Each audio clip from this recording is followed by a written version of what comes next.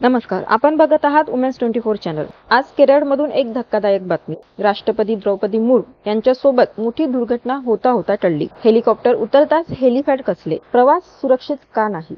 चला जाणून घेऊया हे प्रकरण नेमकं काय आहे। 21 ऑक्टोबरला सुरू झालेल्या 4 दिवसीय केरळ दौऱ्यातील कार्यक्रम राष्ट्रपती मुर्मू यांना सबरीमला येथील भगवान अयप्पा मंदिरात दर्शन घ्यायचं होतं। पठानमथिट्टा जिल्ह्यातील प्रमादम स्टेडियमवरील नव्याने तयार झालेल्या हेलिपॅडवर वायुसेनेच्या हेलिकॉप्टरने लँडिंग केली।